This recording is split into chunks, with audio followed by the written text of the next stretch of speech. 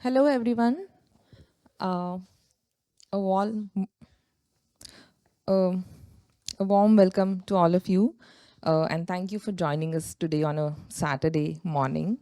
I'm Nupur Desai. I'm researcher with Asiad Archive in India and overseas hub of Asiad Archive in New Delhi, India. And we have the pleasure of having Professor Iftikhar Dadi today for this program. So before we begin the program, I'm just going to share the context for this talk today. Asiad Archive is collaborating with Museum of Modern Art in New York on a publication project titled Primary Documents South Asia. And we embarked on this project a couple of years ago. And the editorial team gathered in Hong Kong for the in-person meeting this week to come up with the structure of the book. And the editorial team comprises scholars, curators, art historians from across South Asia who are present in the audience today with us. And they have been looking at art writing in multiple languages as the site for production and circulation of art discourse in the region, one of the content priorities of AAA. And today's speaker, Professor Dadi, is one of the editors of this volume. And we have spent this whole week at AA discussing the structure of the book. And Professor Dadi very kindly agreed to share his other projects with us today. And here we are with this talk. So in today's program, we'll be discussing an instance of a survey exhibition that was organized recently at Sharjah Art Foundation and Kiran Nadar Museum in Delhi. The exhibition is called Pop South Asia, Artistic Explorations in the Popular. And the exhibition was co-curated by Rubina Karode, the chief curator at the Kiran Nadar Museum in Delhi, and Iftikhar Dadi, who I will introduce in a minute. So at Asiad Archive, exhibitions and their histories has been an area of interest for us to see how they construct and reshape the art historical narrative. And in this ongoing research, we wanted to kind of understand and discuss the making of this landmark exhibition on pop art and pop culture in South Asia. And pop art has certain connotation in the history of modern art. But the question that this exhibition asks is how do we kind of understand this from the perspective of South Asia? And of course, I'm not going to go into detail, but I just wanted to highlight two kind of aspects of this exhibition. The exhibition showcases hundreds of artworks from a history of 120 years as a way to engage this underexplored area of popular culture and popular art in the region through its various manifestations, forms, and materials. And while doing that, the exhibition does not limit to the historical moment, but it looks at kind of many generations of artists and their artistic explorations and practices. So Iftikhar Dadi will share with us their curatorial strategies, but also how curators perceive both ideas of South Asia as well as pop art through this exhibition. And it's my pleasure to introduce Professor Dadi today. He has been a long-term friend of Asiad Archive since he was an artist in residence here 10 years ago in 2014. So it's been a 10-year-long association. But just to formally introduce him to all of you, Professor Iftikhar Dadi is John H. Burris Professor and Chair of Cornell University's Department of History of Art. He has several publications to his credit. He has authored Lahore Cinema Between Realism and Fable, Modernism in and Art of Modernism and the Art of Muslim South Asia, and has edited the Lahore Biennial Reader recently. Dadi is a practicing artist, writer, editor, and curator. And he and Elizabeth Dadi have been exploring questions of identity and borders and capacities of the informal urban realm in the global south through their collaborative artistic practice. And for today's conversation, we also have Ratanamol Singh Johal, who is also part of the publication project. And he will be joining us for the discussion with Iftikhar today. So Ratanamol Singh Johal is Assistant Director of the International Program at Museum of Modern Art in New York, where he works on the Global Research Initiative, CMAP, the Primary Documents Publication Series, and co-chairs the Contemporary Collection Working Group. So without any further ado, I invite Professor Dadi to start his.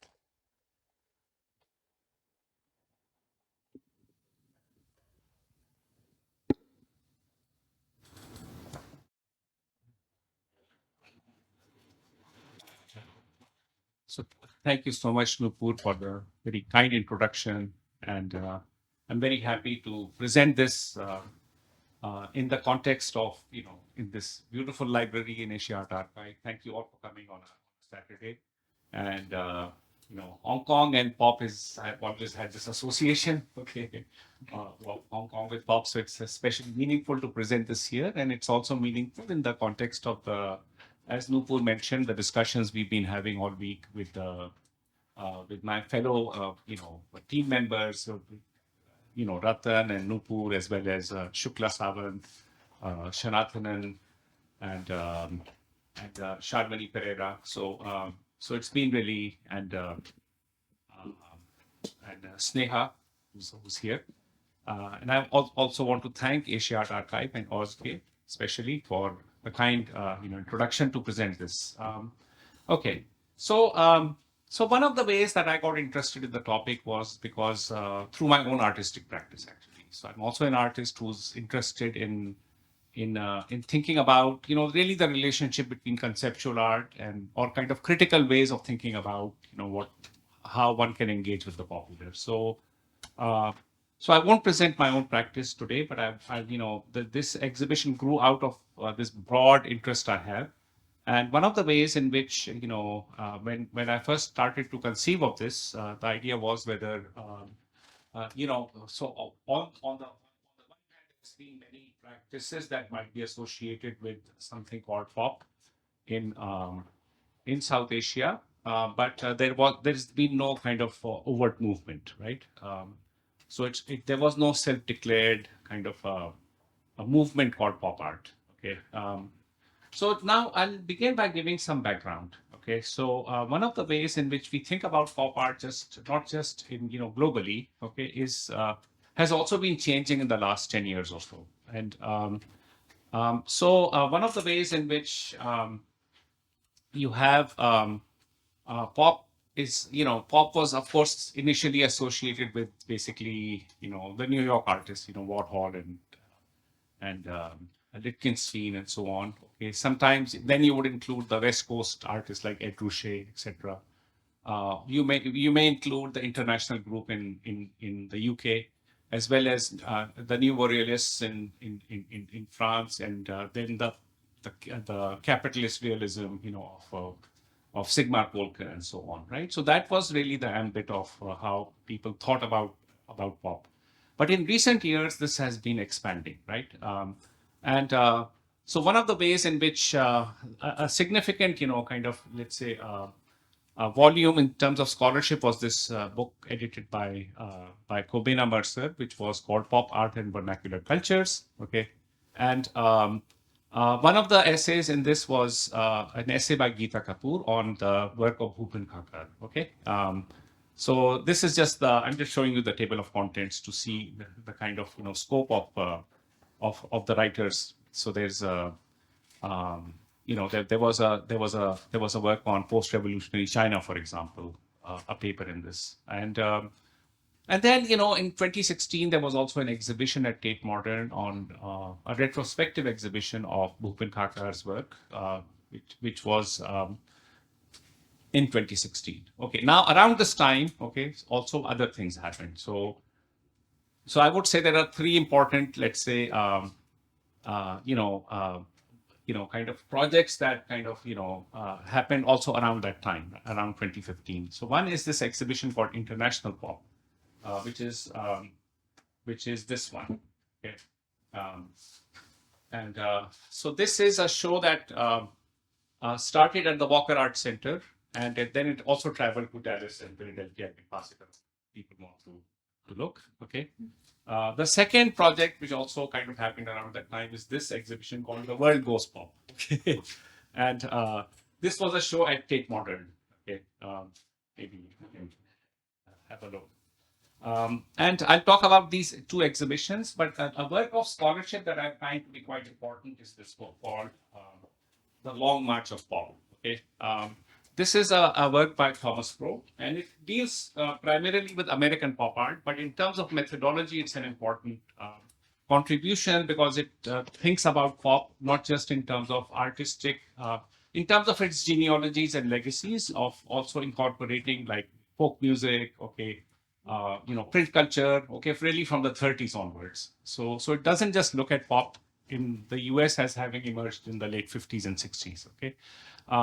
So there's ways in which people have both been thinking about pop in a broader geographic kind of and global scope, but also thinking about it methodologically in terms of complicating its legacies. Okay, not simply associating it only with late capitalist consumer culture. Okay, so that's an important point to make. So these are just exhibitions at. I'm just showing you a few shots from the catalog. So this is the International Pop at the Walker Art Center. This, in my opinion, was a more serious show than the Tate exhibition, although the Tate exhibition was also significant. And you can see a kind of a white cube presentation, okay, in this one. The catalog that we are passing around. This also has a timeline, okay, of events that include political events, but as well as artistic developments, okay. Just a few pages. Whereas the Tate exhibition was very different. It had this. It was organized primarily, you can see, by theme, by kind of like form, okay, and it you have these brightly painted walls, and you have a relationship to, as a viewer, to the exhibition, which is primarily based on kind of, let's say, form and color, right? And this is the table of contents for the World Goes Pop, and you can see the kind of the places that are included, right? So you get Japan, right? Then you get so you get Brazil, and you get Japan, okay, and you get Eastern Europe, okay, and that's also the case for international pop. So you have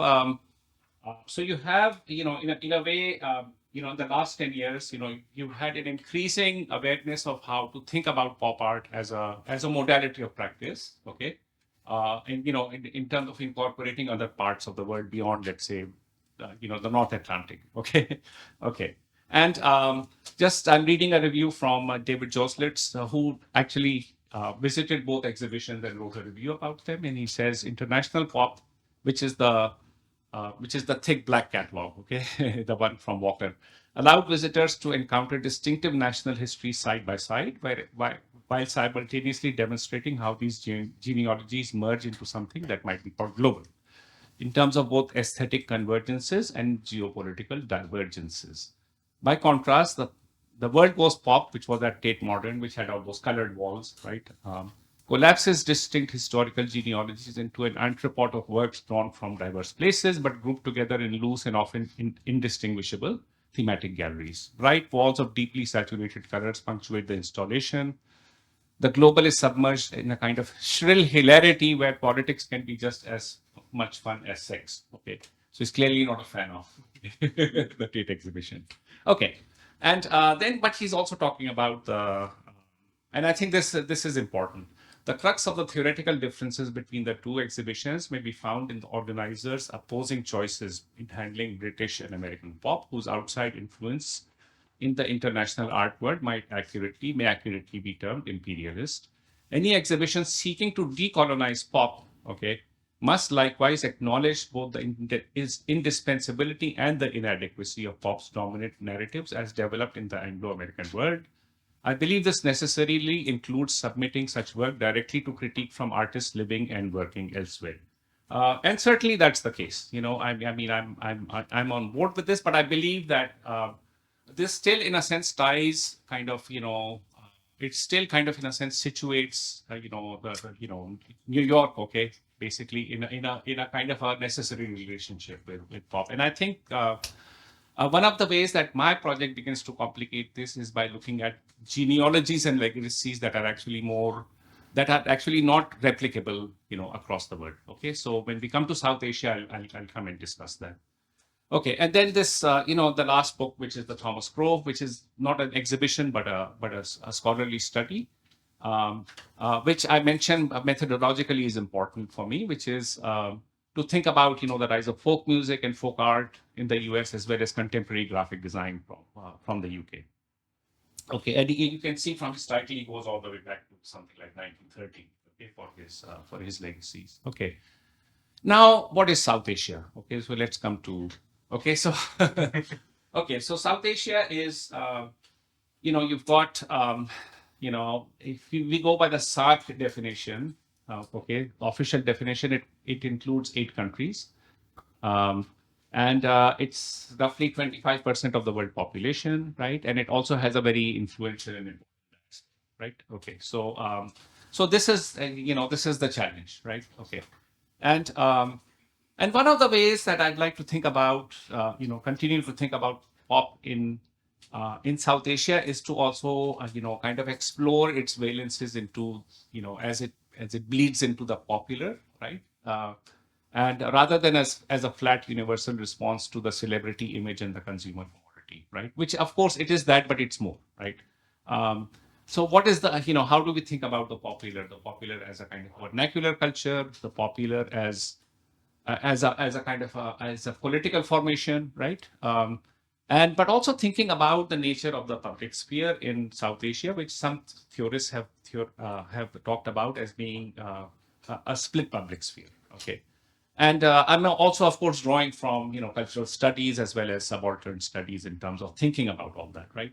And these are just some of the works I believe are important to that I think have informed my work, right? So Bazaar India looks at the formation of bazaar economies, right, in South Asia. Cassette culture is this very interesting book which looks at when the cassette player arrived in India, how it kind of vernacularized music. So even small towns would have their local, because before that, when you only had LPs, okay, and vinyl, you only had major record labels who could control the what music looked like. Okay, but once you had a kind of a more democratized means of reproduction, even small towns could have its local singers and local heroes. So it actually led to a profound proliferation, okay, of musical genres as well. Right? Um, Gods in the Bazaar is an important study by Kachli Jain that looks at the rise of what might be called chromolithographic prints. That I'll show you a few. There have been studies such as comparing cities. I have also an essay in that looks at kind of the some of them look at kind of urbanism and popular forms in urban settings. Theories of the public sphere, which also include this theorization of the split in a public sphere, and then political works that deal explicitly with kind of art in as a popular political form, okay, that gets reproduced uh, through uh, through publications, okay, at a mass setting, okay. Um, Now, I just wanted to say a few words about the split public sphere. The split public sphere, the way it's been theorized, has to do with the fact that during colonialism, uh, basically, during the British era, uh, Indians could not be citizens, right? So they were subjects. They were subjects of the colonial regime, and partly the way basically modernity arrives in South Asia and it develops is that it develops both at a level that is that has to do with the formal public sphere, so about universalism, about notions of citizenship, about forms of capitalism that are universal, okay, or multinational. But equally, what's happening at a level is that it also reinforces kinship structures. Okay, it reinforces local economies. It reinforces kind of, let's say, what might be called vernacular capitalism. Okay, so the two things are in some sense develops together, and there is a lot of resonance between the two. Okay, and and that we need to understand even South Asia today. We need to kind of, in a sense, keep in mind, okay, the kind of the slippages and the kind of the distinctiveness and also the kind of resonance between these two modalities. Okay. Okay, so now this led me to this exhibition. Okay, so it has started off as this exhibition based inquiry, but I'm hoping it will end up in also as a critical reader or as an edited volume with essays that will have long term kind of that may be of value to, in the longer term. Okay. Um, so I'm going to read a little bit more the theory, then I'll show you some nice pictures. Okay. Okay. So now the scope. So was brought about as a exhibition based inquiry, right? And the way it started is that, I work with a gallery called Javeri Contemporary, and Javeri Contemporary, Amrita Javeri said, "Why don't you do? You're interested in this? Why don't you do a small show for us?" Okay. And so I said, that sounds like a great idea, and so we started to do research, and we realized the scope of, this project. So we pitched it to Sharjah Art Foundation, who accepted it, right? So at that time, then, uh, kind of Rubina Karode came on board as a co-curator, right? And it became a museum level project. Okay, whereas it really started off as a kind of a small experimental, kind of a play of ideas. Okay, all this was conceived during COVID, so we couldn't even do that small show. Okay, because nobody would come.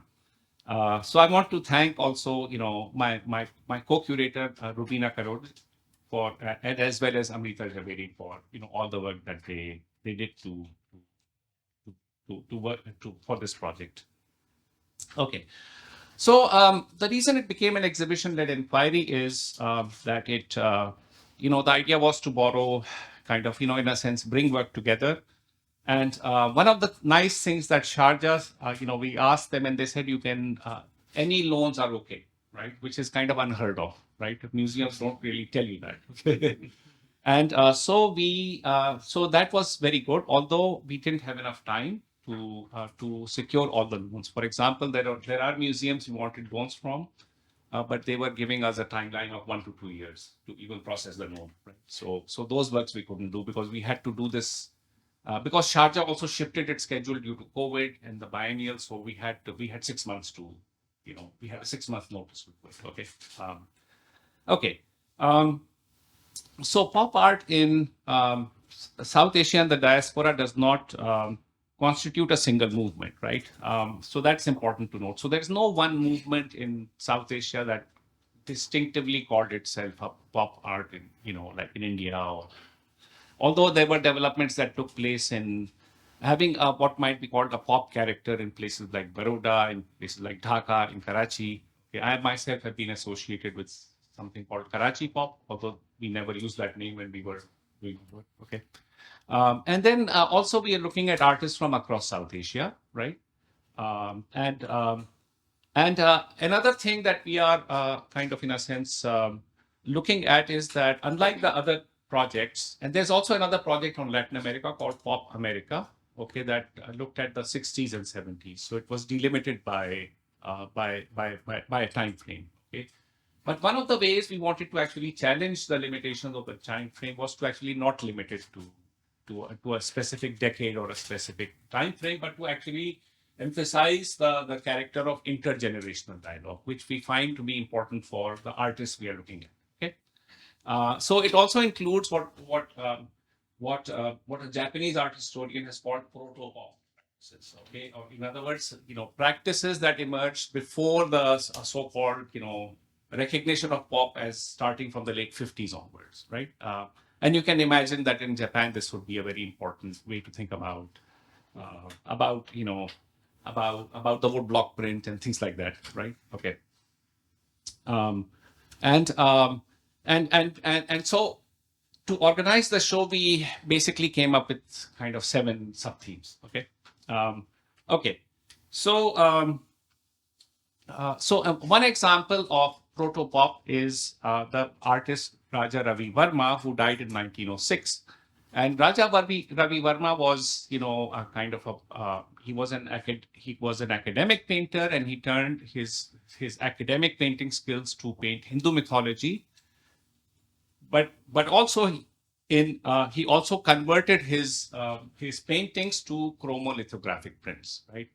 Uh, which continue to circulate till today, right? Okay, so this is an example of a work that the painting is on your left, the chromolithographic print is on the right. Okay, so this would be an example of one example of a kind of a proto-pop practice, if you would, okay, that we would be interested in. So the 7 themes are tradition and everyday practices, a retake, okay, on how kind of, in a sense, artists look back to tradition, including Ravi Verma, okay. The rise of local capitalism and print culture, okay, the sort of significance of cinema and mediatized icons, questions of urbanism and modernity. Another theme is politics and protest and so on, okay. Utopia and dystopia, and the last is self identity and diaspora. Okay, now, needless to say, these are it's a schema that doesn't fully kind of it's not like every work can neatly be slotted in each one. And of course, there are works that speak to more than one theme, but still, for reasons of kind of organization and and conception, we found these to be a kind of a helpful heuristic. Okay. Um, okay. Um, so the show was shown at both Sharjah and traveled to Kiran Nadar Museum, and actually it was recognized as an important show in both settings. Okay. Um, so now a great diversity. So I just want to explain a few words on the popular in South Asia, the way we understood it, which is to say that a great diversity of labor and life practices characterized South Asia in the early modern era. And these varied between profession, caste, location, and other parameters, ranging from urban centers, rural locations, and aboriginal societies not based on accumulation. Uh, the era of British colonialism, which began in the mid-18th century in South Asia, led to dramatic changes in the region. During the late 19th century, British authorities marshaled new institutions and technologies, such as the museum, the cartography, the census, archaeological and linguistic surveys, and new legal frameworks. Art and photography made landscape, history, ethnicity, and profession visible in new ways. British colonialism also violently reordered the economic landscape of South Asia. From being a large exporter of finished artisanal products throughout recorded history, South Asia had become afflicted by tremendous poverty by the end of the 19th century. Now, a net importer whose exports were primarily low value raw materials such as cotton that was converted into finished products in the industrializing city of Manchester. Local makers and creators were discouraged from engagement with urbanism, technology, and new materials and processes. Nevertheless, especially in the urban regions in the Punjab, Bengal, Gujarat, and Sri Lanka, entrepreneurs and commuters were constituting new assemblages of technology, urbanism, industry, and media. However, many actually, in terms of nationalist historiographies, they don't consider these as being authentic developments, right? At least in their cultural modality. So there's also a way in which the rising nationalism also considered these to be kind of impure forms and so on, right? Um, okay, colonial modernity also shifted the meaning of art. Craft practices were not accorded the status of art, and local artistic modes, such as miniature paintings, were also devalued. The studio artist emerged in the mid 19th century at art schools modeled on British pedagogies founded in places like Calcutta, Madras, Bombay, Lahore. In principle, these artists had greater access to exploratory practice, but often they remained largely trapped in values of authenticity. Nevertheless, artists in the later 19th century began to deploy Western academic realism to address mythology, history, and local subjects. I already gave you the example of Ravi Verma. Um, and then when you come to the commercial activity, the life of bazaars, also religious and political groups, small and medium scale entrepreneurs and production and services, and informal settlements in ways of living organized by various vernacular arrangements. The relation between these and that of the public sphere of universal national law, citizenship, and the domain of formal capitalism is inextricable but never one dimensional.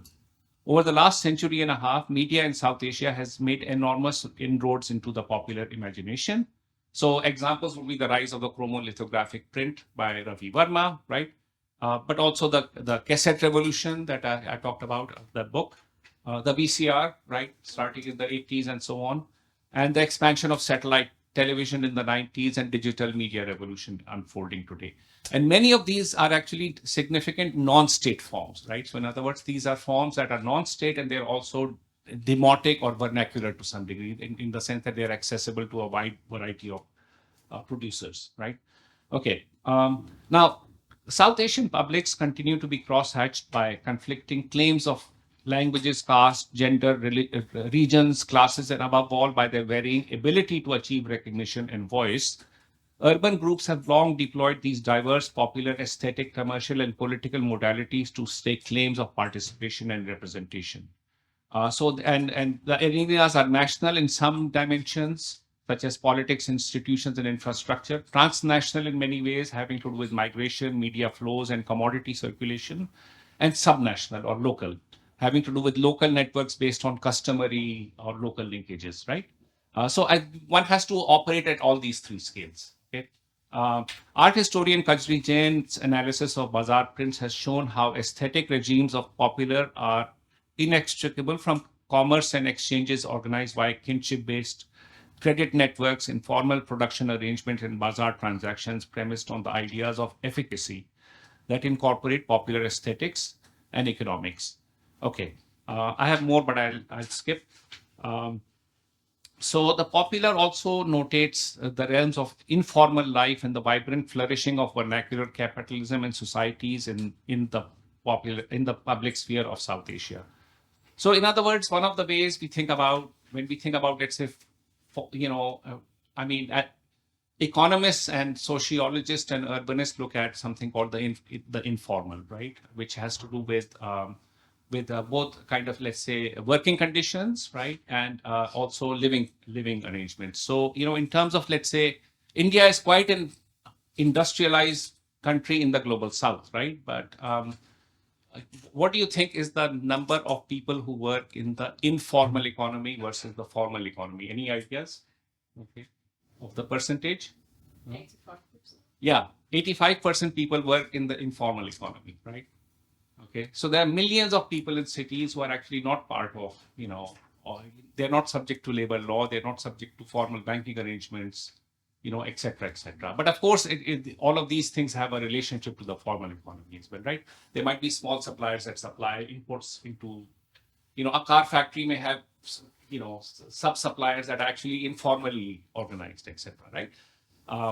And these people are all making things, right? So in other words, the role of creativity, the role of kind of, the ability to make and produce, we can't just recognize them through the gallery-based artist or through the kind of the formal mechanisms. Okay, so the part of this project also has to do with thinking through the notion of the informal today, thinking through the kind of both the possibilities and limitations and its resonances with the kind of the formal public sphere and the formal kind of economic world things, right?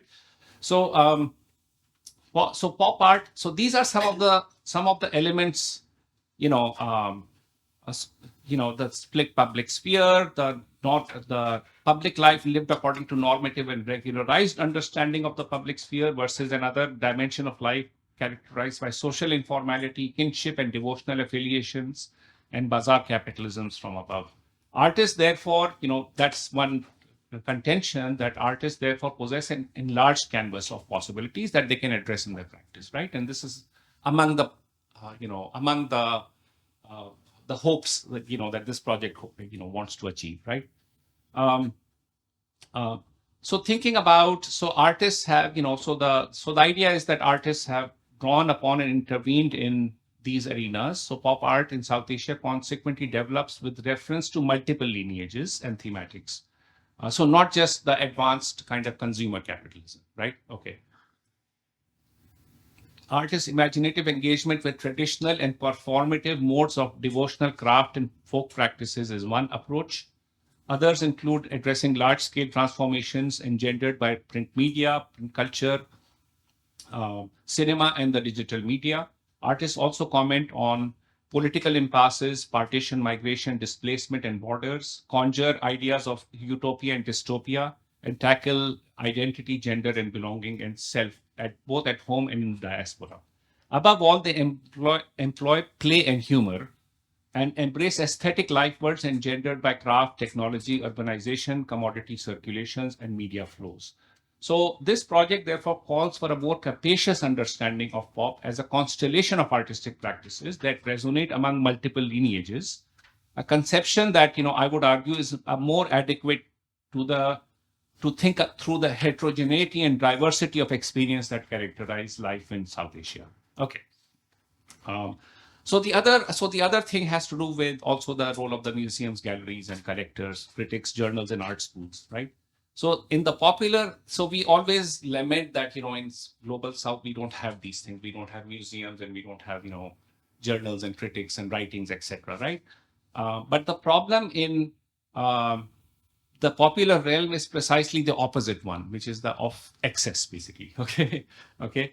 Objects and practices of fine art arguably provide a privileged and critical view into the wider popular realm. So, what really is the relationship between, let's say, artistic practice and this much vaster and kind of like really undefined realm of the popular, right? An art exhibition of what might be called high art objects, and so these are all high art objects that I'm showing you. We don't have, except for some examples of proto pop, we don't have examples drawn directly from popular culture, right? These are all artistic reflections, okay, or engagements with the popular, right? So an exhibition of high art objects that engage with the popular does not require a reproduction of the latter's overflow, right, or the surplus in a museum setting. Rather, the curatorial endeavor is to foreground key relays, okay, that enable interventions across a fractured and multifaceted public sphere in order to evoke new aesthetic relations of materiality and sensory effect, and to identify how reflexive art practices can address contemporary quandaries. Okay. Um, all right. So now let me just show you a few images. So this is the first theme, right? So this is the theme of tradition and everyday practices, and so I'll just show you a few images. So one of the ways we paired some works is that we have actually on the left is three examples of what might be called proto-pop. Okay, okay, and which are prints made by Ravi Verma. Okay, and reproduced as calendars, okay, in the 1930s. Okay, and on the right is a large painting by Atul Dodia. Okay, so I'm going to show you those. Okay, so on the left is the print called Ganga Utran, okay, from 1937. Of course the work itself is much earlier, but it continues to be reprinted.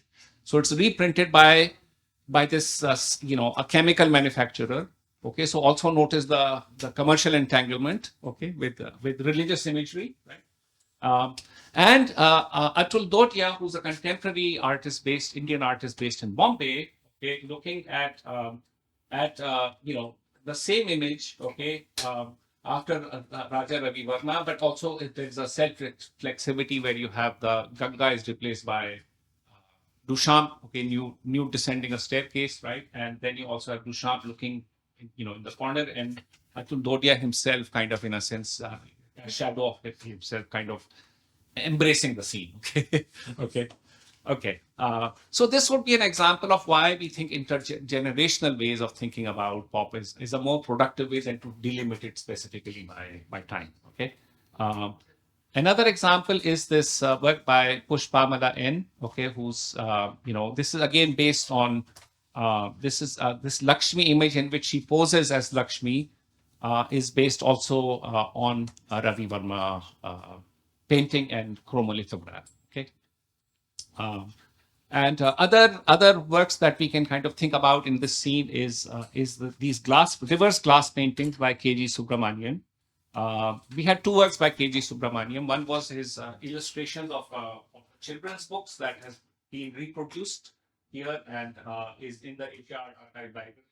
These are And but then he was also an artist who worked very widely in a number of modalities. He was also an important writer and theorist, and thinking through the relationship of folk practices, craft practices, but also in his own works, playfully adapting them and drawing from them to develop new forms. So glass painting was actually introduced by kind of it was introduced after the European contact in India, but it was sold mostly. It was never a high way of painting. It was something that would be sold in festivals and fairs as as a way to acquire either an image of the divinity or your own portrait or something like that. So he's kind of in a sense drawing from a commercial form, but also thinking about iconicity, okay, but also it's quite self-reflexive because when you think about the exchange of looks and so on, right, it's a kind of a reflexive work in this respect. Um, okay. Um, Bharti Khair is a series of sculptures we showed, in which she takes these small sculptures, slices them up, and reassembles them in new ways. Okay, and the artist, the Australia-based artist Ramesh, is originally from Sri Lanka background, right? Is creating new forms of let's say kind of divinities, right? Or statues or images of gods and goddesses. Okay,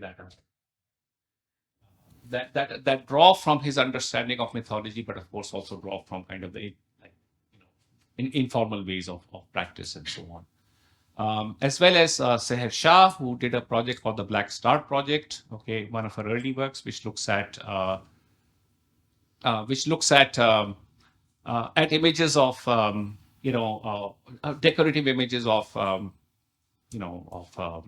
Mughal art and etc. Okay, she titled the work Jihad Pop Black Star. Okay, so that's on top here. Um, and Bhupen Thakar's early work from the mid 60s. So you have Pan Shop number one, okay, an interior of a Muslim house. These were both shown, and in both of these, Pan Shop is these beetle nut kind of little shops where people would go and hang out, right, and they would be decorated with all sorts of uh, printed imagery and other paraphernalia, right? And then the interior of a Muslim house is also an interior in which you have a series of display of kind of fragmented Islamic, calligraphic, kind of prints that are part of this work. Okay. Um, Local capitalism and print culture is. So how am I doing for time? 10 minutes is perfect. Okay. Okay. So now local capitalism in print culture is that capitalist developments led to the creation of factories and industrialization. Kind of, this large scale infrastructure in banking and so on, but also transforming traditional bazaar economies and artisanal worlds, where informal manufacturing and distribution made available and visible a range of commodities and services. Okay.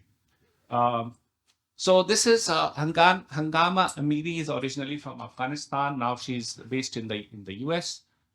She is working a lot with her memories of bazaars in Afghanistan, right? And recreating this in fabric, right? And but also incorporating in them kind of popular imagery that she finds in bazaars.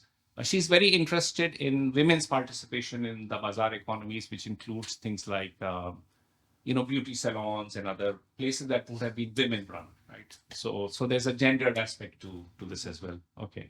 Um, uh, Sarlis, okay, is was an artist from Ceylon or Sri Lanka, and he started off doing making objects and work in temples, but also in something like Ravi Varma, kind of converted his work to chromolithographic prints. Okay, and so these are prints on the life of the Buddha. There's a series of these that we showed. Shanathanan has actually written on these. Okay, so he knows much more about them than I do. He's certainly an artist who deserves more research and attention. Okay. Um, Bhupen Khakar's what might be called trade paintings, right? So these look at small town, tailors and watch repair, shops and so on.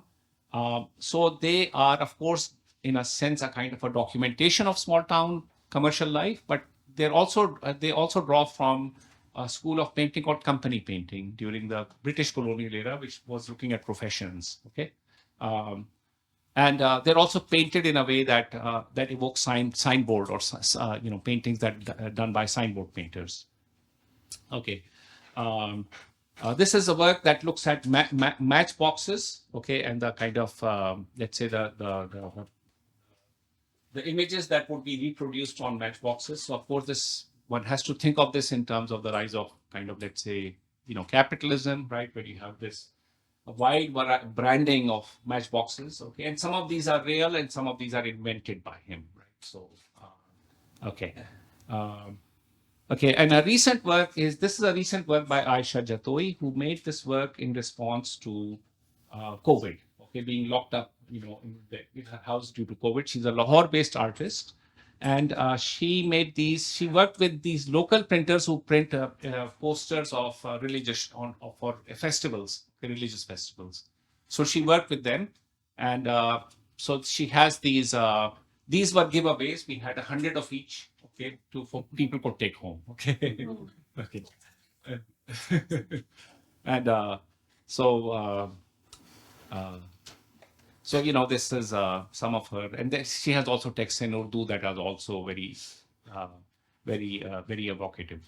Okay, it's about longing and you know, a longing to reconnect, with the community.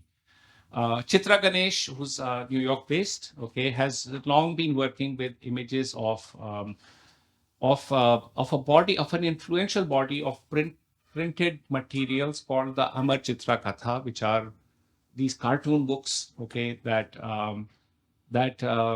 with I don't know how many, Shukla, do you know how many hundreds of them there are? Like hundreds of them, right? Okay. And many of them deal with kind of either history or Hindu mythology, right? And so she's taking these images and, in a sense, queering them. Okay. This is the first time this body of work is the first her first engagement with the Amachitra series, which is the Tales of Amnesia. And so it's a body of, we showed seven works out of these. It's a larger body. Okay. Now, when you come to cinema and mediatized icons, right? So, really, cinema, really from the beginning of the 20th century, becomes an important art form or cultural form in South Asia. And it emerges not from the studio, from the artist studio, but really emerges from the nexus of the bazaar and street entertainment, right? and uh, and it amplifies, of course, existing aspects of oral culture, traditional theater, okay, and other cultural practices, and transforms them, right? And so, of course, India has the largest. I don't know if India is the largest now or Nollywood is the largest. I'm not sure, but India is certainly a very large film industry. But also Bangladesh, Sri Lanka, and Pakistan also have important media, kind of houses, right? And so we have works by the Nepalese artists, Deshrin Sherpa, that is looking at kind of Buddhist kind of imagery, but also, which is, I guess, pop, like, gone through a pop filter, if you will. Okay. Okay. Um, another work by Atul Dodia called Gabbar on Gomberge. This belongs actually to the Fukuoka Asian Art Museum. So we were fortunate to be able to borrow this one, right? And this looks at a very famous film called Sholay, okay, which became a kind of cult classic. So it's a figure drawn from the central figure is drawn from the one of the protagonists in the film, but the surrounding images are images from prayer books and and other kind of popular works that. So he kind of, in a sense, brings them together, collages them, also includes kind of Dadaist references like Man Ray, okay, in this. So there's a way in which he's also, in his work, he's also calling our attention to what really can art history be, right? In other words, is it about Man Ray and kind of, let's say Duchamp, or is it also about an engagement with this wider realm? So I think his work is quite reflexive in this respect, right?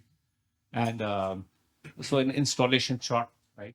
Um, Ijazul Hassan is an artist based in Lahore. And he made this work in he's politically kind of, let's say, oriented, right? And this is a painting he made in the early 70s called Tha. So it showcases two different views of being a woman, right? So you have basically the Viet Cong warrior, okay, who holds a book, okay, cradles a baby and holds a gun, right? Vis-a-vis the commodified Pakistani Punjabi actress. Okay, okay, okay. And Tha is, this was a popular song which in Punjabi says, "Come and embrace me with a Tha." Okay, it's a risque song, but Tha, of course, is also the sound of the gunshot, right? Okay, okay.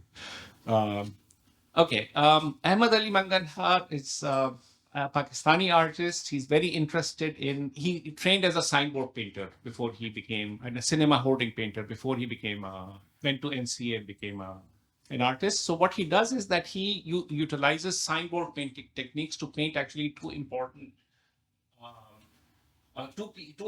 people from Lahore. Shakir Ali was a modernist artist and also principal of the National College of Art, right? And right, Bhai Ram Singh was somebody who built a lot of colonial era Lahore, right? A very prominent architect. So these two figures. So what he does is he does the underpainting but doesn't finish the work. Okay.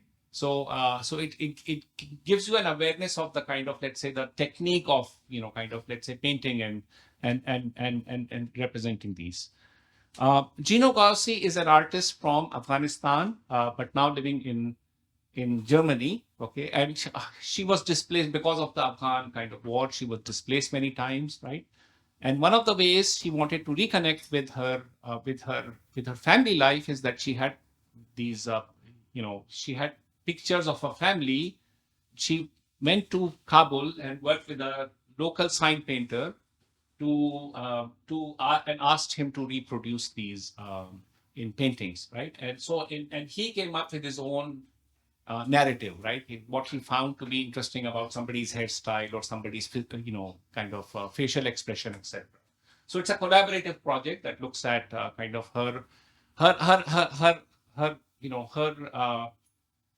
desire to reconnect with her familial and history, but also with Kabul as a site. Okay. Okay. Movindo Binoy is a Sri Lankan artist who works a lot with kind of collage practices. Okay, and this is a poster he made as a film fan. What do you call it? There's a word for this, right? When people make posters just because they make their own posters of things. There's a word, huh? Like people make posters of Star Wars and things like that. So, Super fans. there is a word. I don't know. There's a word for this. Okay. Okay. M.F. Hussain, he's a very important Indian artist who also worked a lot in various kinds of practices. Has a portfolio of photographs in which he went to the south of India, to Madras, and took actually photographs of really the outsized, um, cinema culture of the time, right? And Shamsul Alam Hilal is a Bangladeshi photographer. He did a project called Love Studio. You're seeing it from outside in the Sharjah Art Foundation. And what he does in that is that so you see a painted backdrop that you can get your own portrait done. But Love Studio is also a series of, he documents the lives of these small portrait studios that have these backdrops in which people come and imagine themselves to play certain roles, right, as they get their pictures taken. Okay. Modernity and urbanism. Okay, so the question of kind of, let's say, urbanisms, and of course, many artists are urban based. Okay. Vivan Sundaram, who's an artist who trained with Kitai, the British artist Kitai, okay, and was certainly in his early works quite interested in thinking about kind of pop practices. So this is a work from him, from an early work by him. Okay, Tukral and Tagra are two are an artist who work together, are a group that works together, and they are based in Bombay, and they are. This is about kind of the good life and aspirations of kind of living and the good life that have to do with property speculation and kind of the glossy lifestyle. I think Hong Kong would associate. I mean, I think a work like this would resonate well with Hong Kong. Okay. Lubna Chaudhary is based in London, works with ceramics, and among these works, she's created this kind of urban landscape through kind of ceramic forms. Okay, just a shot of another shot of the installation. Okay, um, and Naiza Khan revisited a work she had done called Henna Hands. And she went to the same sites 20 years later. In henna hand, she had painted silhouettes of women through henna patterns. That was 20 years ago, right? So she revisited those sites and saw what they look like today. So, okay, politics, protest borders. Okay, so two posters by Lala Rukh. Lala Rukh herself was a artist who was very interested in minimalism and kind of spare. Her work is very spare and minimalist, but she was also a very important political activist. And among the things she did is because during the time of the military dictatorship, you could not actually go to a printer and ask them to print material that the government considered to be subversive, right? So she started a screen printing, kind of project so that you could make your own posters, right? And she also worked with feminist groups, not just in Pakistan, but also in India and Bangladesh and Sri Lanka. So she, during the 80s, she had a kind of a pan South Asian, project. And some of these were actually, designed in Bangladesh or in other places, and then they were printed. Seher Shah is an artist based in Karachi. She works a lot. Karachi has been very highly militarized because of the security conditions. So you have these containers that block streets when, the government doesn't want a demonstration to go through. So she works with this imagery of containers, right? And creates a kind of, let's say, formal compositions. And another artist, Seema Nusrat, is also interested in securitization, also from Karachi. Okay, and is looking at what the future will look like, which is basically structures and planters all made with this securitized. And then the artist Chandragupta Thenwara from Sri Lanka, okay, looking at basically how security issues became paramount in Sri Lanka in the wake of the civil war, right? So he takes this tourist map of Colombo, and he paints, and you can see on the sides he has this various kinds of barrels, okay, that he paints. Also, he has this theory called barrelism, right? So that's he's been working on this for a long time. One of the manifestation of barrelism is that he makes these barrels. So we actually had these. So we couldn't commission that many works because we didn't have much time. But this is one of the works we produced on site, right? Which is a barrelscape, um, which which is supposed to kind of be annoying, right? It's supposed to interrupt your path. So it could have been more annoying, but then you also have, you know, um, anyway. Dhali Al Mamoon, an artist associated from Bangladesh, associated with a group called Shomoy Group, okay, that in the 80s started to work with political critique and popular imagery, right? As well as Shishir Bhattacharya, who's also from Bangladesh and works with, was also a cartoonist for a newspaper, right? So, and also an artist who trained at Baroda. Okay, this is the story of a hero, right? Okay, and Sabah Khan is looking at she's a Pakistani artist now moved to London, and she takes these samplers that are these Chinese embroidery samplers, right? And then she puts basically the wrong colors in them. Okay? And this also has to do with also a comment on the Chinese influence in Pakistan. Pakistan is an important ally of China and so on, and the Chinese have a big, kind of say in the affairs of Pakistan, etc. So I'm sure this has some relation also to Hong Kong. Okay, utopia and dystopia. Okay, so this has to do with the fact that that among one of the first like feminist kind of utopian stories is 1905, right, which is Sultana's Dream, okay, which is a very amazing story about this utopia that is run by women, okay, and it is full of high technology, and it's a kind of a, it's a utopia, right? So it was written in 1905. Um, um, so among them is this work called Ellen Tandoor, in which is a large. It's a video work in which you have this very large carpet in which people are beating this, right, to get the dust out, and the sound resonates, and you see this massive amount of dust that emerges from this carpet. Okay, so it also has to do with, of course, ornament and perfection and kind of, but also its maintenance, right? It's kind of the obverse side, right? Mehreen Murtuza, a Lahore-based artist, looking at kind of fantasies of kind of space exploration and atomic power and things like that, right? Uh, Chitra Ganesh, another work by her that looks at Sultana's Dream, right? So it's a series of prints she made on the Ruqayya Sakhavat Hussain story of Sultana's Dream, which is this feminist utopia, as I mentioned.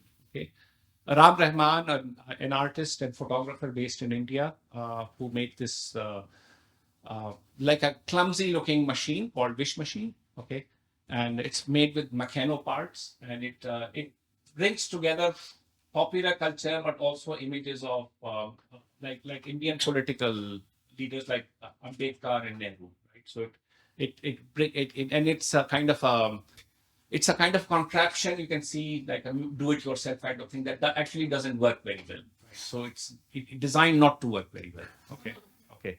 Um, Self-identity and diaspora. Okay.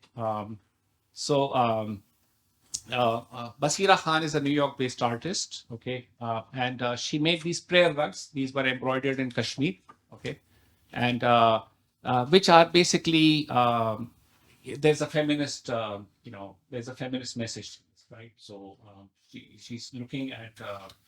So they're the size of prayer rugs, but they're actually have this aphorisms, right? Tejal Shah is an Indian artist who's looking at who's interested in queer issues. Okay, in these she's looking at basically again cinema imagery and Ravi Verma imagery, right? And is replaying these from a series called the Hijra fantasy series. Hijras is, how would you translate Hijra? Transgender, yeah. Okay. Um, Sunil Gupta looking at a series of photo kind of diptychs, okay, called Homeland, which looks at kind of images of, let's say, place, but also masculinity through, through juxtapositions, okay.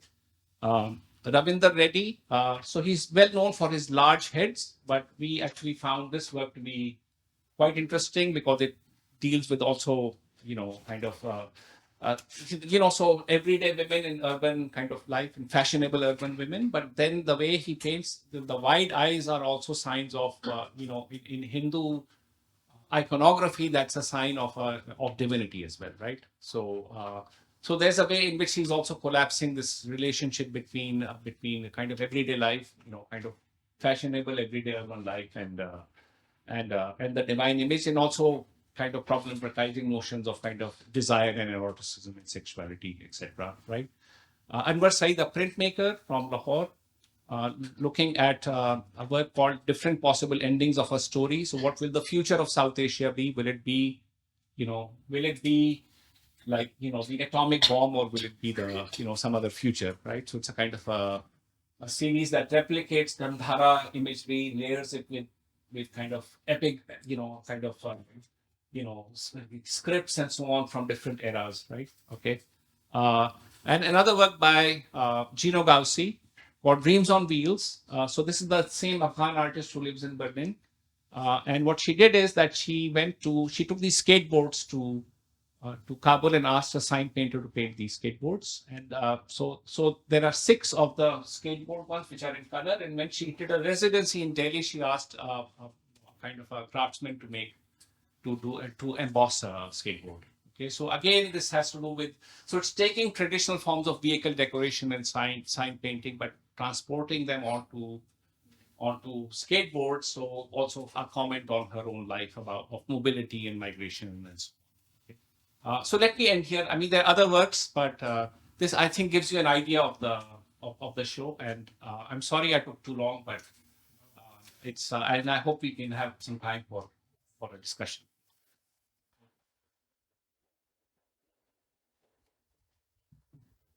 Thank you so much, Iftikhar, for taking us through the theoretical frameworks of the exhibition, but also some of the works that were part of the exhibition. And we had the opportunity to see the exhibition at KNMA in Delhi. So it was quite fascinating to understand the thinking behind the project. I just wanted to start off the conversation with a broader question. I mean, drawing from the title of the exhibition, Pop South Asia. And I mean, South Asia as a region has is a kind of a layered history, and it's a complicated kind of history. So I was just thinking about when as part of the curatorial process, how did you think about the term South Asia? Because when I was looking at the catalog, I also realized the Indian subcontinent and South Asia were also kind of used interchangeably. So South Asia as a term also kind of has emerged in recent decades in the context of Cold War, area studies, and so on. And of course, there are solidarities and kind of affinities, but there are also tensions and kind of conflicts within the region. So, I mean, so how did you kind of think about this idea of South Asia? Yeah. No, I think this is a very actually a very large question, right? And there's no simple answer to this, of course. But let me just say that one of the ways, of course, there are tensions within South Asia today. In fact, I would say it's the worst region in terms of geopolitical tensions in the world today. Okay, and and it really makes life very very difficult, for many of us. Okay, and but it's also the case that there continue to be many, media continues to flow, right? News continues to flow, right? People continue to meet each other in diaspora, right? That's why the diaspora space is important. Places like Sharjah and Dubai and London and New York and Hong Kong are important, right? For that reason.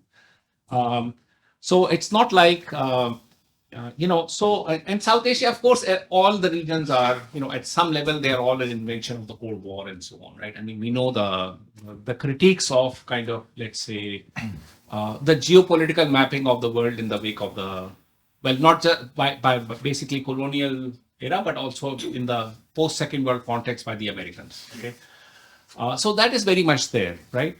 On the other hand, without essentializing, the danger is when you begin to essentialize. So if you don't essentialize, there's still ways to think about what is, the things that are shared, the things that flow across borders. And that's certainly the case that, I mean, in the sense that you have, there are ways you can think about South Asia as, well, in the recent history, it was basically all British colonialism, right, for the most part. Okay, and then also the fact that it it has there are arrangements like SARC, right, which is the South Asia Regional Cooperation, something like that, yeah. Which is so there are ways in which, let's say, the United Nations, or like there's that kind of international way of thinking about it, which of course is a boring way to think about it. Nevertheless, I think it leads to initiatives. For example, at the Beacon House University, there are SARC scholarships. Okay, so students from Sri Lanka and Bangladesh have come and studied in Lahore. Okay, so so we may, so while each of these things may be, I mean, I don't want to essentialize, of course, but I think there is ways to, there are meaningful ways when we can think of this region together and think about really its, if you look at Gino Gauci, she's interested in going to Kabul, but also to Delhi, right? Or somebody like Lala Rukh, who's interested in doing these feminist workshops in, not just in Pakistan, but in Bangladesh and so on. So there is ways in which, it's an act of, let's say, geopolitical mapping, but it's and also an act of imagination. And I think many artists are involved in that. So, and of course, we also chose works that that would speak to more than their location. Yeah. But I think that's been one of our questions and challenges this week in our workshop, to think about a book that is trying to think South Asia together. And perhaps going back, Iftikhar, to where you started with some of the genealogies of pop in the subcontinent, it was very striking for us to consider some of these early texts around education and institutions across South Asia. And you said a little bit about this, but maybe you could reflect a bit more about the kinds of distinctions between high and low, between industry and high art training, commercial training, design training versus what we think of as proper kind of high modern practice, or modernist practice rather, and where that kind of division, which also actually in the West, someone like Tom Crow, who you reference, has shown to be a very specious distinction within the context of the critical avant-gardes as well. And so I think what this exhibition shows us in so many ways is really how in South Asia, in a sense, we really have the entire spectrum of practices that emerge and problematize very well some of the histories that have been imposed on us, but also the ones that artists have then kind of created and reconfigured in order to make interventions. And so maybe that also speaks a little bit to the broad geographical and temporal span of the show, because as you said, there's a sort of core era of pop that we all think about, but your proto-pop actually goes back to the 19th century, and you have artists who were born as late as the 1990s, so you're really looking at a century-wide phenomenon. So just if you could think a little bit more with that expanded genealogy and this kind of critical framework that you've set. Yeah. So in terms of, why, so we have only high artists, as I mentioned in this show, right? And of course, apart from, I don't know if you, so, and the question will be then even Ravi Verma is an oil painter. Yeah. So, in other words, why don't we have just objects of popular culture? I think that's a fair question, right? I think we had to, of course, if you open it any wider, then it becomes, already this was a big and unwieldy project, right? And there are many other artists and so on we could have kind of included. So obviously it's not comprehensive. It's not intended to be comprehensive. It's intended to be kind of, let's say, as a provocation, right? But I think there is something, what I want to do is defend the practice of high art, right? So even though I'm myself very fascinated with the popular, there are problems with just engaging with the popular because one of what the popular doesn't have is, let me read this, right? So what I'm saying is that the exhibition underscores the strength of artist practices, both in autonomous formal terms and in their engagements with the complexities of the popular in South Asia, and also affirms the ongoing potential of modern and contemporary art to address complex and vexed issues facing the self and society through irony, play, and humor, and forms that bring high art in a critical dialogue with popular registers. So I think the critical dialogue is very key, right?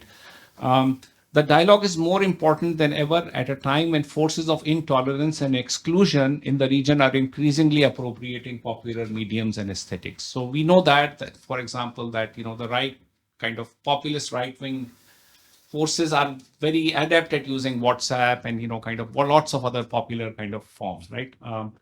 So in contrast with, so I'll quote Thomas Crow. Okay, he says, enduring, memorable condensations of powerful common narratives require the resources of art. There is otherwise no way to break out of the limited physical and logistical capacity of the art world in order to communicate more widely and more deeply by tapping for the purposes of art those fears and fantasies that haunt everyday social existence. So in other words, what he's saying is it's the art, the high art object or the high artist has the let's say, I don't know, the space, okay, to condense, reflect, appropriate, and kind of, let's say, refract critically, okay, on popular practices. Okay, so that's very key. Otherwise, in contrast to popular realm ever being in danger of being usurped by popular resentment and affective injury, high pop art objects and practices can potentially enable critical reflection of the popular that would otherwise be noticeably subsumed in the ceaseless ebb and flow of everyday life, right? Okay. So in other words, the idea of thinking about, otherwise, the popular is almost like this ocean that you kind of swim in and you don't even notice it, right?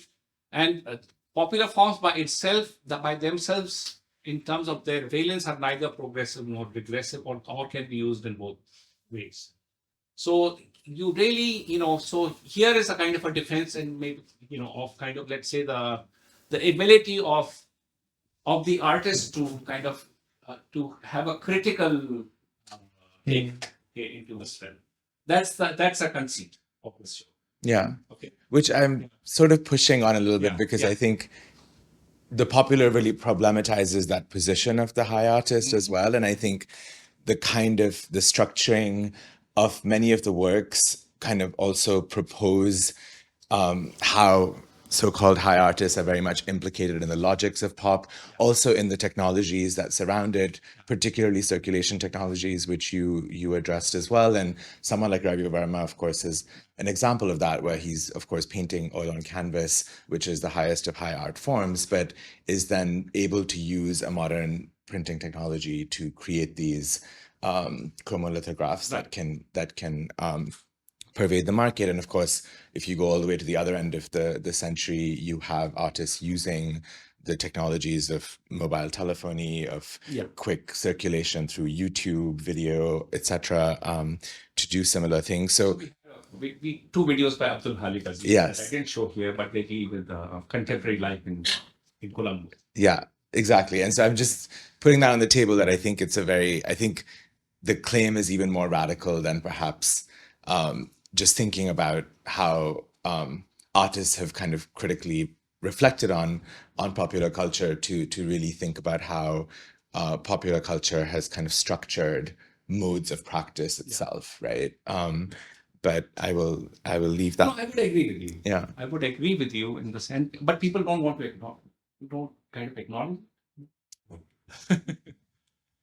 Yeah, just to add to that, I mean, I was also kind of curious. I mean, you said that there are very few kind of objects of actual from popular culture that were part of the exhibition, but there was some of the chromolithographs and posters that were part of the exhibition, and these materials were, of course, I mean, part of, like you said, certain kind of circuits and circulation technologies. But I was also thinking about what kind of happens when these become part of this kind of large exhibition in a museum space, for instance. And I mean, to put it in other ways, do they kind of become part of the canon or the high art? And how did you kind of address that curatorially in the exhibition? Yeah, so I mean, Ravi Verma, I mean, these, for example, were borrowed from the photo museum in Bangalore, right? This print. So in other words, it's part of their collection. I don't know how they're displaying. Well, I don't, they plan to display this, but they do have I mean, many museums have collections of kind of, let's say, advertising and popular prints and so on. So I'm not sure how they're conceiving of it. Definitely Ravi Verma, I mean, what's interesting is that Ravi Verma himself was a recognized artist, right? So before he turns to kind of converting his prints to his images to kind of popular prints. But a calendar from the 1937. I mean, I'm less interested in. I guess I'm less interested in the categorization of whether certain object is considered to be museum worthy or not. That's not really my. My concern is more with thinking about what, as an art. And this is a question for myself also. If I'm engaging with the popular, what is it about me? What can I bring to the discussion or to that modality? Otherwise, what's the use of my, there's plenty of people work the popular realm is already hyperactive, producing millions of objects and images every day. So, so there has to be a way for, so this is perhaps, which is not to say that there are aspects of, for example, if we think about the political realm, then artists from the Bengal like Chitro Prasad and so on, they were actually producing very low. They were producing images, from a leftist, kind of critiquing colonialism, critiquing kind of injustice, and it would be circulated in very inexpensive ways by the Communist Party and so on, right? So that's also kind of an engagement with the popular. So I'm not. On the other hand, you have, let's say, the right-wing forces today that are, I mean, one can equally level this critique against Ravi Verma, the fact that he drew attention, or he brought mythology into the popular realm, and what is happening today. Can you draw a direct line, right? So, I mean, I think you can always pose those kind of questions, but then it's the role of somebody like, Atul Dodia working today to make us rethink, that the relation of art history, the relation of or fascination with this work, right? So I'm actually interested in high art practice for this reason. Iftikhar, you pointed out some of the other exhibitions and the catalogs I know are circulating here. I wondered, through the experience of working on this show, how perhaps you've come to see pop as a kind of broader global network, and what like potentials that has in doing more comparative work. Some of the geographies that you highlighted in the other shows, particularly in Latin America and Eastern Europe, have perhaps been better theorized and represented. But to make this intervention from South Asia, how do you now sort of reconnect to that larger global discourse on pop? Yeah. So I think my kind of motivations for doing this are both, a fascination with this broadening, but also an irritation that how come there's not a single work from South Asia. Okay, that was part of these shows, right? And or from Africa for that matter, right? So in other words, that or from the Middle East. So in other words, the idea is that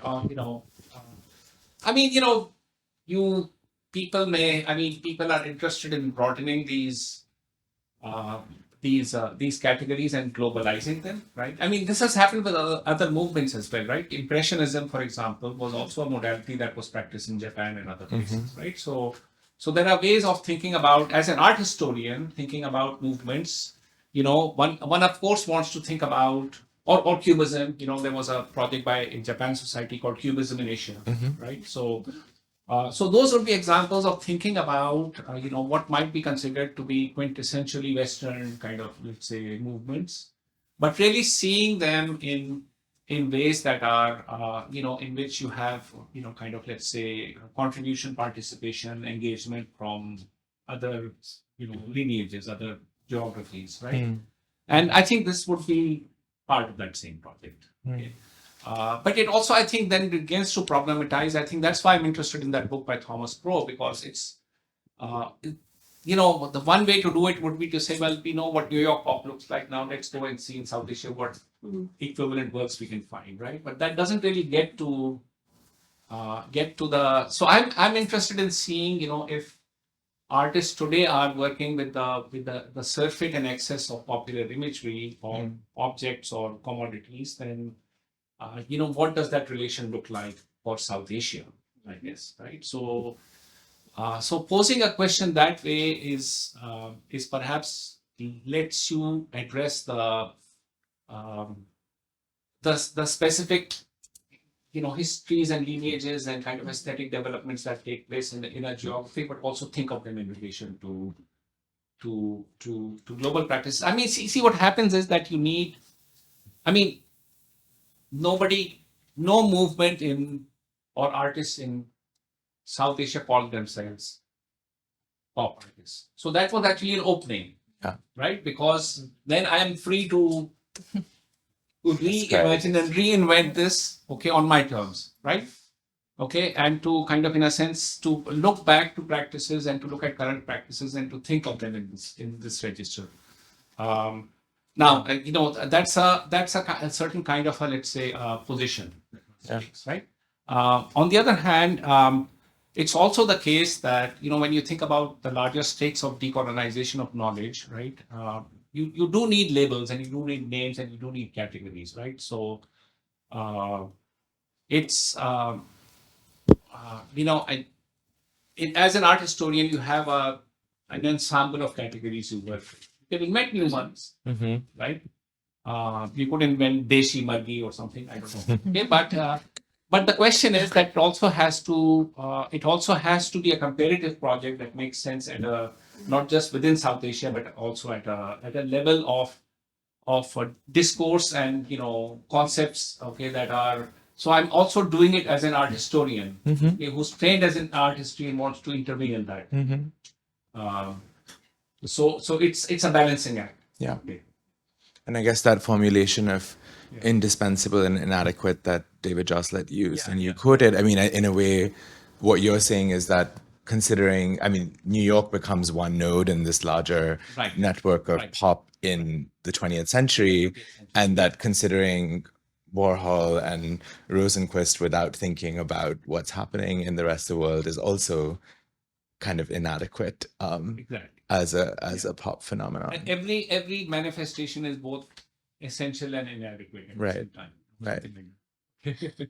Yeah, I mean, we would love to continue this conversation, but I'm aware of time. So we are going to open this for questions from the audience. If you have any comments, questions.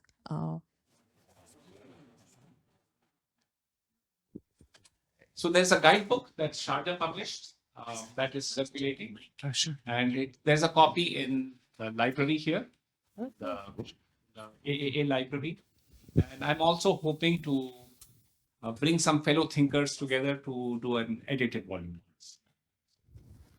Thank you so much for your talk. It was really eye-opening and very informational. I just had a couple of questions, and they're very broad, so please pick and choose whatever you feel like talking about. But one was the issue about the use of pop and thinking about it from your perspective, which is when I initially started this lecture, I thought, oh, we're talking about provincializing New York or decentering the idea of pop as this residue of particular moment in North American timeline. But I'm wondering how you try to utilize the parameters and the frameworks of that and transpose that, or is there an integration that you see as fundamentally different as an art historian in looking at the historical narratives and discourses of the art production here? That is to say, are you transplanting? And the second question was thinking about because I'm also a product of Cold War area studies, thinking about the problems of South Asia. But I was working with David Arnold on a project on everyday technology. And I was thinking about the relationship between the vernacular and everyday, and thinking about that moment when that vernacular becomes vernacular, when something becomes everyday, something that is hi-fi becomes lo-fi, right? When something that is high becomes everyday. And so I wondered if you could perhaps elaborate a little bit more on this relationship, but also in the context, or in the context with crafts. Yeah. I know these are very sort of broad questions, but these were some of the ideas that came to me when I was listening and really enjoying your talk. So thank you very much. Thank you for your questions. So let me try to, I mean, we should speak more, but I mean, I'll just make a few speculative kind of suggestions right now. So I'm not that interested in provincializing New York. That's not I mean, I'm more interested in, one can critique, let's say, Western art histories for their blindnesses, but I'm more interested in, actually seeing what is happening in other parts of the world and bringing a kind of research on that, because I think that's ultimately a critique is necessary, but it doesn't get you anywhere. I mean, this is what I have students who say, they all always say this show at MoMA or whatever didn't have this part or that part, and I say, okay, if you feel like that didn't happen, then do the scholarship so that the museums, when they have to reckon with with these artists or with these phenomena. So it's critique. While critique is fine, but it's really just the first step, and it's not enough. So I'm not so interested in that, right? And I think once one begins to think about pop at a kind of a much more fundamental level, then I think the notion of what pop art might look like in the future might become and automatically begin to become problematized, right? And we haven't even looked at Africa and the Middle East and and so on. And I'm not sure I mean, I know there was, for example, in Chinese painting, there was this political pop, right? That was, for a while. But I think that was just stylistic, right? It was just stylistic of taking a socialist kind of realism and, playing with that, right? By certain art painters in in China. But I'm much more interested in a more fundamental way of rethinking how basically life, which includes economic aspects, devotional aspects, uh, I'll come to a vernacular in every day, how they also impinge on, let's say, the shaping of life, and how shaping of life then is reflected or engaged with by artists. So I think that's the series of questions that I'm interested in kind of exploring. Now, the vernacular, and I mean, these are also very unsatisfactory terms. I mean, vernacular is something that, in the South Asian context comes from basically, English is, kind of maybe universal, and then all the other languages become vernacular languages, right? So you can all immediately see the problems with this kind of a formulation. I think as a kind of I use vernacular, but I don't like using it. Okay, I use it to talk about to talk about things that are specific to a region. So it might be a language, it might be a certain kind of a practice. That's my understanding of the way I use vernacular. Right? Everyday is a much more neutral term, which just means that things that you use every day without even perhaps thinking about it. I mean, many of these technologies, like the cassette player, I remember when it first arrived, it was like very few people could own the cassette player, right? Or the VCR. But then, within 5 years, like even the pawn shops have cassette players, right? So there are ways in which, and then it becomes everyday, okay, versus. I remember the first time I saw an Indian film in Pakistan. Indian films were banned, right? So the first time I saw the VCR was when my parents were friends with this, this family that was an industrialist family. They were, and so they had this party. They had this lavish meal, okay, and then in their kind of mansion they had a VCR set up, and we watched some Indian film. So like it was like a big thing, right? So okay. So what is so at that point it was not every day. It was a very erratic and kind of like a special experience. So an everyday becomes an everyday experience when you don't even think about it, or you don't even kind of necessarily register it, right? So I don't know if I'm answering your question, but yeah.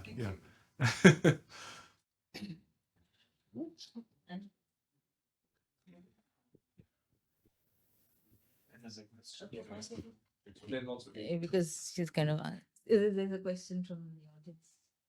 David, but you're also in the audience, and you're also the audience. You have the last. Up to you. Yeah, I mean, you've your discussion was sort of, and the exhibition itself was sort of thematically organized rather than country by country. So I thought I would like to ask a sort of country by country type question, as it were. Where does Bhutan fit into it? And what is there a popular that is specific to Bhutan? And what is the high art response to that as well? Bhutan, Yeah, so just speak from ignorance, as it were. No. I mean, this is, if you look at the map of SARC. Okay, so I'll tell you what is missing. What is missing is Bhutan and Maldives. Okay, and it's because we tried, but we couldn't find any. Okay, and that has to do with the fact that, of course, scholarship is uneven, resources are uneven, and we were not able, given the limited time we had. I would love to know what's happening in Bhutan, but I don't know. And the same goes for Maldives. But do you think there are any places the popular hasn't reached, as it were, as a mass culture hasn't reached in? So I'm sure mass culture has reached everywhere. I don't know if there are artists who are reflecting. You see what I'm saying? Like, I don't know if there are art. There might be. I hope there are, but I just don't know. So, but of course, mass culture is everywhere.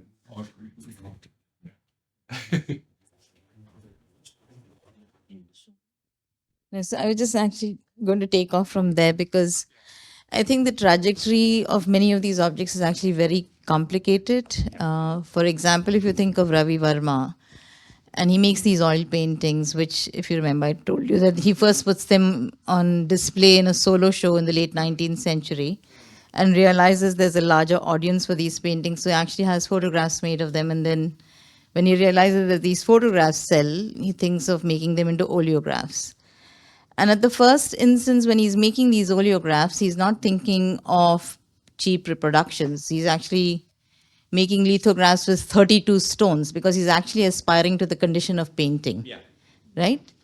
And it's only later that when this German that he's working for realizes that there is a bigger market, that if you look at the print, he reduces the number of stones in order to for it to become economically viable, because Ravi Verma himself goes broke.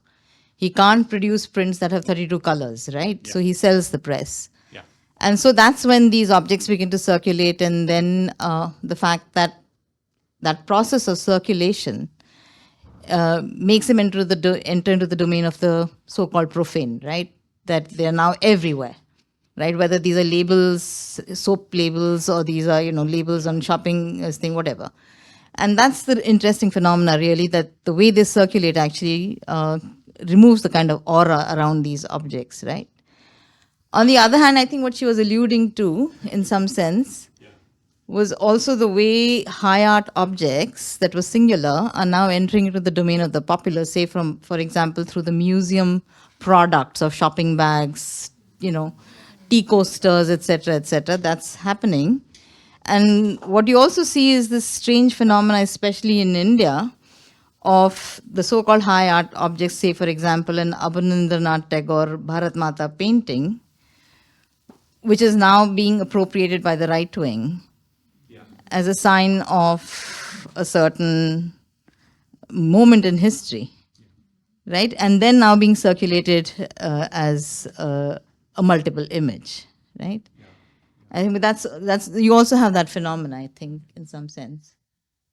No, thank you. I mean, this is, I think he could have said, no, I don't want to reproduce my paintings. You see what I'm saying? Like, I don't want to reproduce them cheaply. So, but he goes along with it, and No, then, he's dead. but he has a chromolithograph. He has press. that. Yeah. But what he's trying to do is Yeah. that at that moment, Yeah. he's trying to make prints that aspire to the condition of a painting. Yeah, yeah. And that's why also the oleograph. Because in an oleograph, what you do is you actually print the image on a canvas-like surface and give it a varnish Yeah. so that it looks like an oil painting. Yeah. Right? Yeah. So that production process is so expensive that he goes broke and Yeah. then he dies. So, I mean, I guess, my question still would remain whether, why would he interested in reproducing his work, right? So, yeah. So, Yeah? so he realizes Yeah. there is a market for it. Yeah. Right? Yeah. So- He's, somewhere in between. He Yeah. still wants the money. Yeah. And he wants his work to circulate, right? Yeah. To some degree. Yeah. So, I mean, I think that's the, absolutely. I would say the business of aura is very complicated because, I don't want to, there's the Walter Benjamin essay, right? The work of art in the age of mechanical reproduction. And I don't think that's helpful for this material because it's a simple thing whether, when it's unique and, privileged, then it's auratic, and when it's not, then I don't think it works like this because these things also have devotional, because what it did, it also that, for example, many in Hinduism, you can correct me also, that many lower caste people couldn't enter temples, but then they could get these images. So, does it lead to a lack of aura or a kind of a heightened, aspects of aura? So I'm not sure if these questions can be answered in simple ways, whether, the mass circulation of images necessarily leads to their desacralization. So I don't want to automatically make that argument.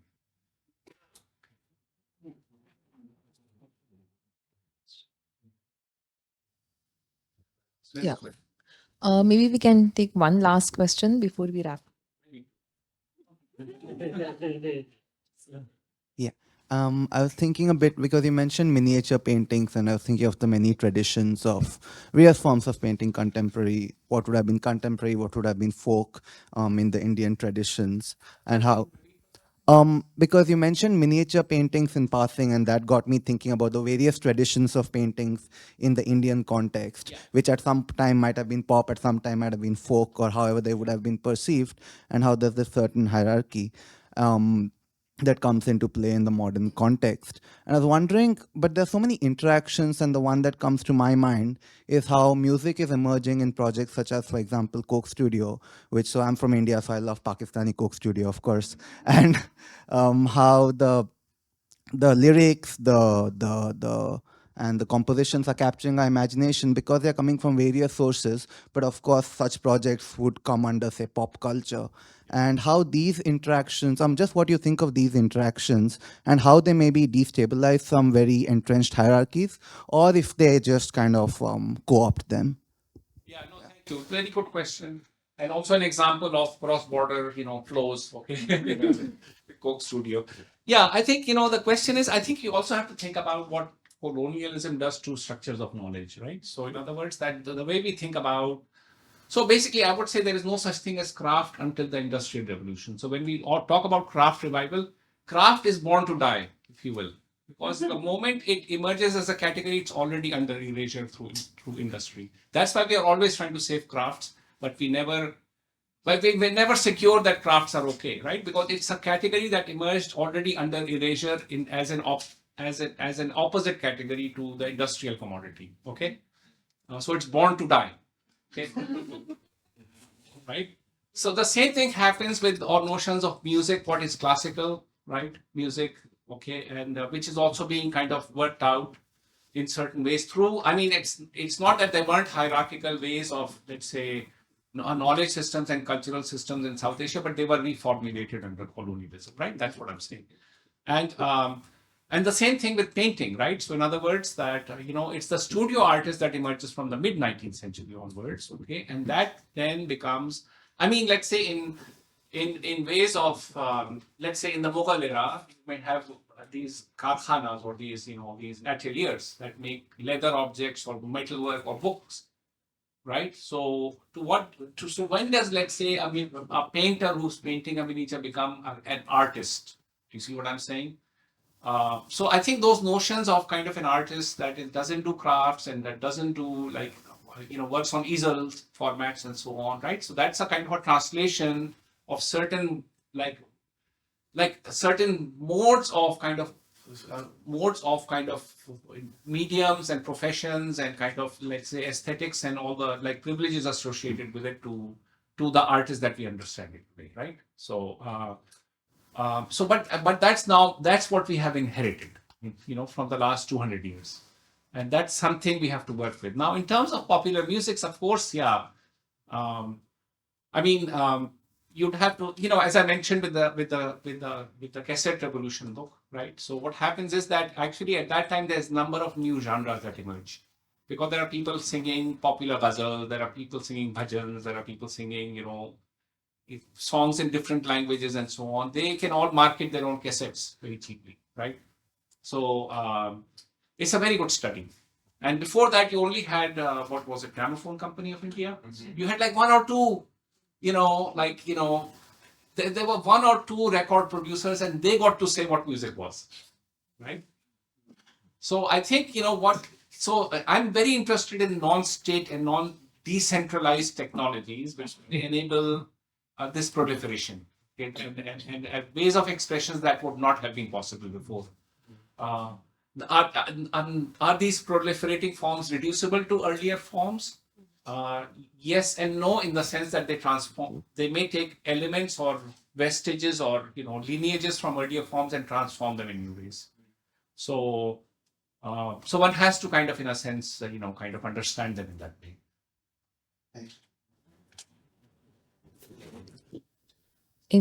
Do we have any more questions, comments from the audience? Thank you so much, Iftikhar. Thank you, Ratan, for joining us for the conversation. And thank you, Osge, Ruby, Christy, for supporting all of us in this program and the last whole week helping us with setting up the meetings. So thank you so much. And before we end, I welcome you all to visit our exhibition, ongoing exhibition, Another Day in Hong Kong, which is on display here in the library.